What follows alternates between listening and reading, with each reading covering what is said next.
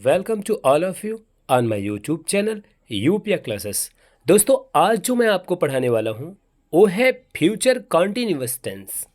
और ये टेंस अपने आप में बहुत ही इम्पॉर्टेंट है, क्योंकि होता क्या है कि जब भी आपको किसी कार्य के जारी रहने का अनुमान लगाना होता है तो आप इसी टेंस का यूज करते हो और यही कहते हो कि वह स्कूल जा रहा होगा, बच्चे क्रिकेट खेल रहे होंगे। तो ये आप देख सकते हो कि यहाँ पर जो है रहा होगा या रही होगी, रहे होंगे का जो कॉन्सेप्ट है वो मैं आज आपको समझाऊंगा। और वीडियो थोड़ी सी ज़रूर लंबी होगी, लेकिन आप इसे एंड्स तक देखिए और मैं आपको फ्यूचर कॉन्टिन्यूअस टेंस का जो कॉन्सेप्ट है, जो इसके स्ट्रक्चर्स हैं, रूल्स हैं, एग्जाम्पल्स हैं, कैसे ट्रांसलेट करना है, ये मैं आपको बताऊंगा। और आपको ये सीखने को आज मिलने वाला है कि फ्यूचर कॉन्टिन्यूअस टेंस के अंतर्गत आने वाले हिंदी सेंटेंसेस को इंग्लिश में कैसे कन्वर्ट करेंगे। तो जी हाँ, चलिए जल्दी से वीडियो को शुरू करते हैं। और उससे पहले मैं आपसे एक रिक्वेस्ट करना चाहता हूं, यदि आप मेरे चैनल पर न्यू हो तो प्लीज़ आप यूपीया क्लासेस से जुड़िए और चैनल को सब्सक्राइब्स भी करिए और आप बेल आइकन को भी दबाइए ताकि जो भी मैं वीडियो अपलोड करूं वो आप तक पहुंचे। और चलिए शुरू करते हैं आज का क्लास। तो देखिए, यहाँ पर आप देख सकते हो कि लिखा गया है फ्यूचर कॉन्टिन्यूअस टेंस। तो फ्यूचर कॉन्टिन्यूअस टेंस क्या है? फ्यूचर कॉन्टिन्यूअस टेंस, एक लाइन यहाँ पर नीचे पढ़िए। देखिए लिखा क्या गया है कि इस टेंस में कार्य जारी रहने का अनुमान लगाया जाता है। तो कैसे हम समझ पाएंगे? तो यहाँ पर देखिए, रहा होगा, रही होगी, रहे होंगे। दोस्तों, होता क्या है कि जब भी वाक्य के लास्ट में रहा होगा, रही होगी, रहे होंगे आपको मिलेगा, तो डेफिनेटली वो जो आपका वाक्य होगा वो फ्यूचर कंटिन्यूअस टेंस का होगा। चलिए इसको समझ लेते हैं। जैसे यहाँ पर आप देखिए, कुछ एग्जाम्पल्स में यहाँ पर लिया हूँ। ये देखिए, माता जी खाना बना रही होंगी। तो मम्मी के लिए बोला जा रहा है कि खाना बना रही होंगी। ये एक गेसिंग किया जा रहा है, अनुमान लगाया जा रहा है। बच्चे क्रिकेट खेल रहे होंगे, दूसरा वाक्य है। माली फूल तोड़ रहा होगा। तो चलिए देखिए, ये जो है आप सेंटेंसेस देख रहे हो, ये फ्यूचर कॉन्टिन्यूअस टेंस के सेंटेंसेस हैं। इनको कैसे इंग्लिश में ट्रांसलेट करेंगे, कैसे ट्रांसलेट किया जाएगा, चलिए मैं आपको बताता हूँ। तो स्टार्ट करते हैं हेल्पिंग वर्ब से। तो देखिए, इस टेंस की जो हेल्पिंग वर्ब्स मानी जाती है, यानी सहायक क्रिया जो मानी जाती है, वो आपका विल बी और शैल भी है। एक्चुअल में आई और वी, ये जो दो आप प्रोनाउंस देख रहे हो, ये इस टेंस में हाइडेड रहता है, यानी इसमें आपको देखने को नहीं मिलेगा। जैसे आप ऐसे नहीं बोल सकते हो कि मैं स्कूल जा रहा होगा। ठीक है, आप बोल सकते हैं, लेकिन जिसका कोई सेंस नहीं आ रहा है, हम स्कूल जा रहे होंगे, है ना। तो ये फ्यूचर के लिए हो सकता है, बट आप गेसिंग के लिए नहीं ला सकते हो। तो यहाँ पर आई और वी ये बहुत कम यूज़ होने वाला है। तो सेल भी आपको बहुत ही कम वाक्य ऐसे मिलेंगे जिनमें आपका यूज़ होगा। बाकी का आई और वी छोड़ दीजिए, जितने भी सब्जेक्ट आएंगे, चाहे वो ही हो, सी हो, इट हो, नेम हो, या फिर बॉयस, चिल्ड्रेन, जो भी इस तरह करके सब्जेक्ट आएंगे, सभी के साथ आपको एक ही हेल्पिंग वर्ब यूज़ करनी है, और क्या है? विल भी है। तो एक एग्जाम्पल लिया जाता है और उसी से समझा जाएगा कि ये टेंस है क्या। तो देखिए, अफर्मेटिव सेंटेंस का आप ट्रांसलेशन कैसे करेंगे? अभी जिन वाक्यों की बात मैंने किया वो सब आपके अफर्मेटिव सेंटेंस के थे, तो उनको आप कैसे ट्रांसलेट करेंगे? यहाँ पर देखिए, अफर्मेटिव सेंटेंस। तो इसमें सबसे पहले आपको सब्जेक्ट को रखना है। फिर दूसरे नंबर पर विल या सेल को यूज़ करना है। उसी के साथ आपको वी भी जोड़ना है, यानी विल भी या सेल भी यूज़ करना है। वर्ब की आईएनसी फॉर्म यूज होगी यहाँ पर। ऑब्जेक्ट या कॉम्प्लीमेंट्स ये लास्ट में रखा जाएगा। तो ये कुछ स्ट्रक्चर्स है, रूल्स है, जिसके अकॉर्डिंग आप हिंदी वाक्यों का ट्रांसलेशन कर सकते हो। देखिए, एक ट्रांसलेशन को यहाँ पर लिया गया है, आप इसको देखिए। माता जी खाना बना रही होंगी। अब चलिए सब्जेक्ट की बात करते हैं। तो इसमें सब्जेक्ट आपका माता जी है। तो माता जी यानी मदर, क्या हो जाएगा? मदर। तो सबसे पहले यानी पहला काम आपका मदर लिखने के लिए आप लिख सकते हो, बोल सकते हो क्या? मदर। क्यों? क्योंकि सब्जेक्ट यूज करना है, और खास करके जब वाक्य इस तरीके का आएगा। अब उसके बाद विल या सेल, यहाँ पर देखिए VILL है, थोड़ा सा मिस हो गया है टाइप करते वक्त, चलिए कोई बात। विल, आप यहाँ पर विल यूज़ कर लीजिए, मदर विल, और यहाँ पर वी लगाना होगा, तो विल वी, तो मदर विल वी। अब देखिए खाना बना रही होंगी, तो खाना बनाने की इंग्लिश होती है कुक, तो आप इसमें ING जोड़कर लिख दीजिए, mother will be cooking, mummy खाना बना रही होंगी। दूसरा वाक्य देखिए, अब दूसरे वाक्य को ट्रांसलेट करना है, बच्चे क्रिकेट खेल रहे होंगे। देखिए यहाँ पर कैसे ध्यान देना है आपको, सबसे पहले सब्जेक्ट खोज लीजिए, जो भी हिंदी वाक्य आपको मिलेगा इस तरीके से, बच्चे क्रिकेट खेल रहे होंगे, तो इस तरीके का जो भी वाक्य मिलेगा उसका सब्जेक्ट आप ढूंढिए, सब्जेक्ट यानी कार्य को करने वाला। तो यहाँ बच्चे की बात की जा रही है, बच्चे यहाँ पर सब्जेक्ट है, तो सबसे पहले सब्जेक्ट की इंग्लिश लिखी जाएगी द चिल्ड्रेन। क्या लिखी जाएगी? The children. अब ये सब्जेक्ट हो गया, यानी बच्चे की इंग्लिश आपने सब्जेक्ट के रूप में लिख लिया। अब विल या सेल यूज करना होगा। क्या यूज करना होगा? विल या सेल। तो विल या सेल आप कैसे यूज करेंगे, हमने आप पहले ही बताया कि आप केवल आई और वी के साथ आप सेल यूज करेंगे, बाकी सबके साथ आप विल यूज करोगे। तो चिल्ड्रेन के बाद ये विल वी हो जाएगा, तो ये हो गया will we, children will we. और उसके बाद वर्ब की ING फॉर्म, ये तीसरे नंबर पर आपको करना है। वर्ब यानी खेलना, प्ले में ING जोड़िए। यहाँ पर देखिए वर्ब खेला आया, खेल रहे होंगे, कार्य क्या है? खेल रहे होंगे, तो प्ले में ING जोड़ दीजिए, और जैसे ही प्ले में ING जोड़ेंगे तो प्लेइंग हो जाएगा। क्या हो जाएगा? प्लेइंग। तो ये देखिए चिल्ड्रेन विल बी, ये प्लेइंग हो गया, और ऑब्जेक्ट के रूप में ये क्रिकेट है, यहाँ पर आप यूज कर लीजिए क्या? क्रिकेट। तो the children will be playing cricket. आगे बढ़ते हैं, नेक्स्ट क्या ट्रांसलेशन है।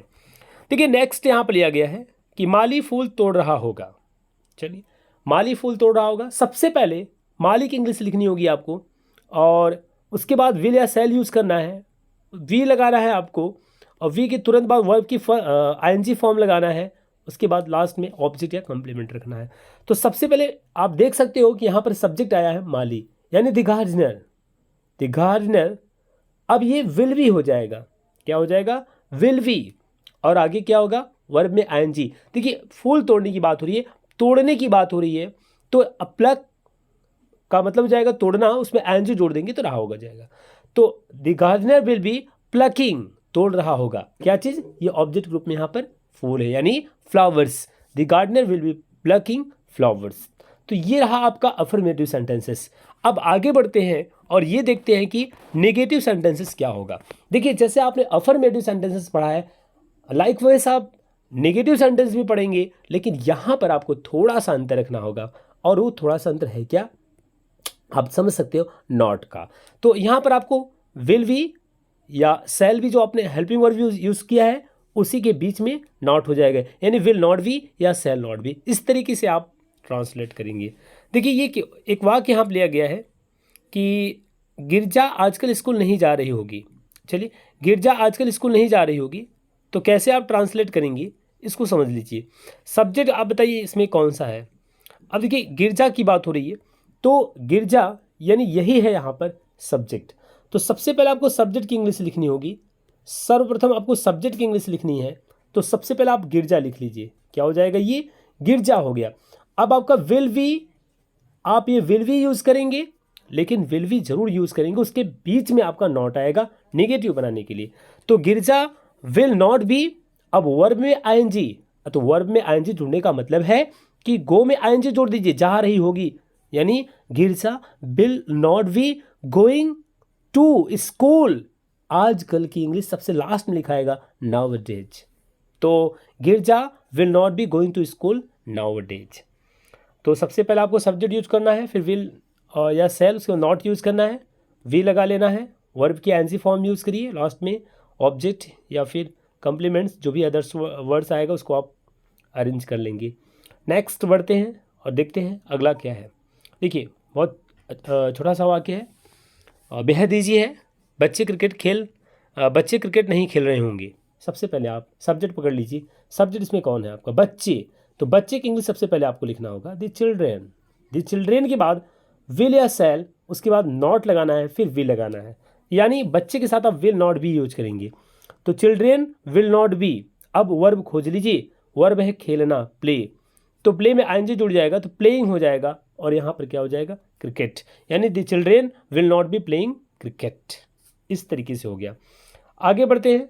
और इंट्रोगेटिव सेंटेंसेस, देखिए इंट्रोगेटिव सेंटेंसेस में दो वैरायटी आ जाती है, एक एसनो टाइप या फिर उसको आप कह सकते हो एचवी टाइप, यानी ऐसे वाक्य जिनको हम कहेंगे हेल्पिंग वर्ब से शुरू होने वाले वाक्य।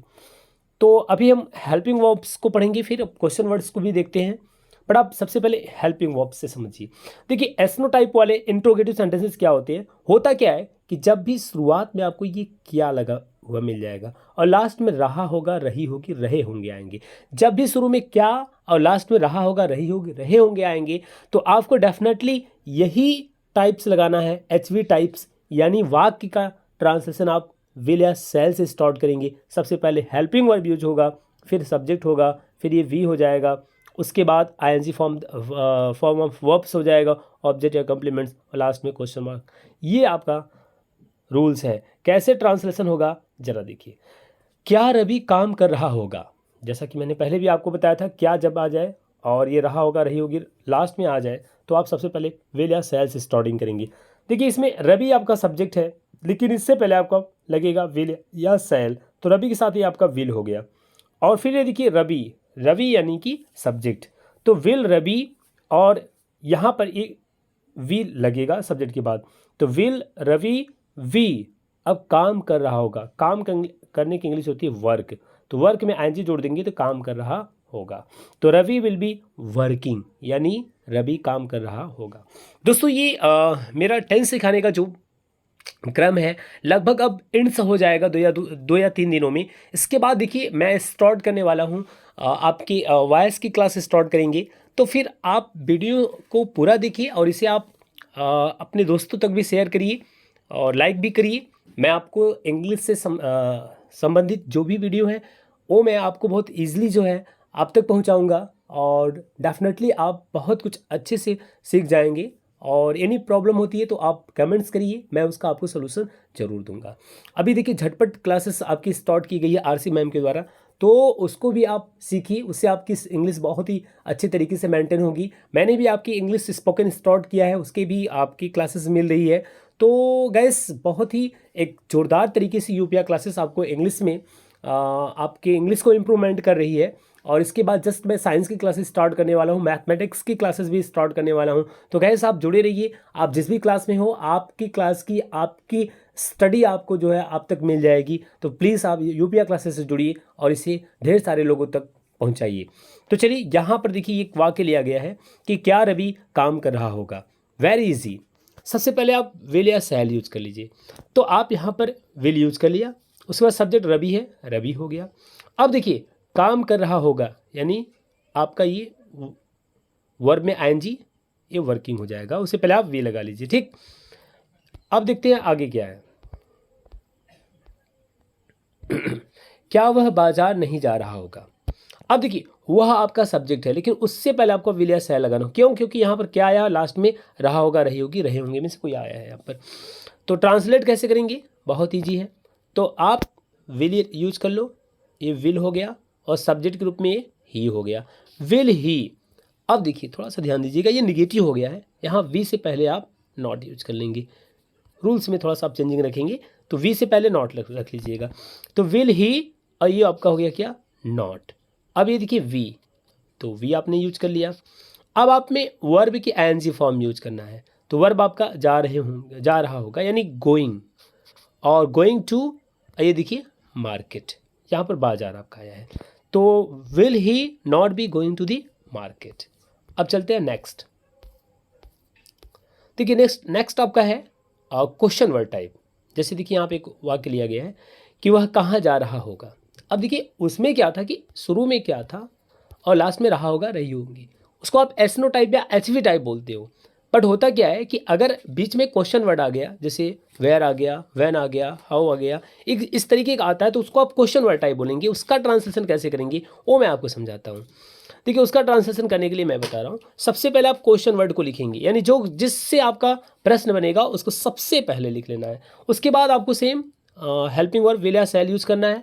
उसके बाद आपका ये देखिए सब्जेक्ट है, वी है, वर्ब में आईएनजी जोड़िए, उसके बाद ऑब्जेक्ट या कॉम्प्लीमेंट्स आप लास्ट में रखिए, सेम जैसे आप अफर्मेटिव और नेगेटिव को किया है। तो सबसे पहले देखिए आपको क्वेश्चन वर्ड लिखना है। अब क्वेश्चन वर्ड के रूप में यहाँ पर देखिए कहाँ है। अब कहाँ की इंग्लिश हो जाएगी वेयर, तो वेयर सबसे पहले लिखाएगा। अब देखिए विल या सेल, तो सब्जेक्ट आपका वह है इसलिए आप विल यूज कर लीजिए।